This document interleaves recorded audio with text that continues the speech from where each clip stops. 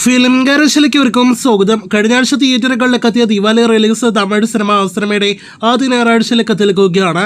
മൂന്നാം ദിവസത്തെ Kerala tracking, Kerala world wide estimate റിപ്പോർട്ടുകൾ വന്നിരിക്കുന്നു. കേരള ട്രാക്കിംഗിലേക്ക് വരികയാണെങ്കിൽ ഇന്നലെ ശനിയാഴ്ച ഇതേ സമയം 30 ലക്ഷത്തിൽ പരമാണെങ്കിൽ ഇന്ന് 42 ലക്ഷത്തിന് മുകളിലാണ് സിനിമയുടെ കേരള ട്രാക്കിംഗ് ഗ്രോസ്.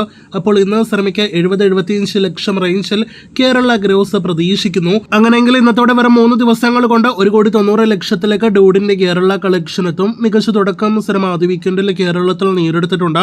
ഇനി വേൾഡ് വൈഡ് എസ്റ്റിമേറ്റിലേക്ക് വരികയാണെങ്കിൽ ആദ്യ 2 ദിവസത്തെ സിനിമയുടെ ഒഫീഷ്യൽ കളക്ഷൻ 45 കോടി രൂപയ്ക്ക് മുകളിലാണെങ്കിലും ട്രാക്കേഴ്സ് കണക്കിൽ 36 കോടിയാണ് സിനിമയുടെ 2 ദിവസത്തെ വേൾഡ് വൈഡ് ഗ്രോസ്. ഇന്ന് ഞായറാഴ്ച 20 കോടിയോളം രൂപ വേൾഡ് വൈഡ് ഗ്രോസ് പ്രതീക്ഷിക്കുന്നു. അങ്ങനെയെങ്കിൽ ഇന്നത്തോടെ 50 കോടി വേൾഡ് വൈഡ് കളക്ഷനും കടന്ന് 55 കോടിയിലേക്ക് സിനിമയുടെ വേൾഡ് വൈഡ് ഗ്രോസ് എത്തും. 3 ദിവസങ്ങൾ കൊണ്ട് മികച്ച വേൾഡ് വൈഡ് കളക്ഷൻ നേടിയെടുത്ത പ്രദീപ് രംഗനാഥൻ സിനിമയുടെ നാളെ മുതലുള്ള അടുത്ത കളക്ഷൻ അറിയുവാനായിട്ടും പ്രേക്ഷകർ കാത്തിരിക്കൂ.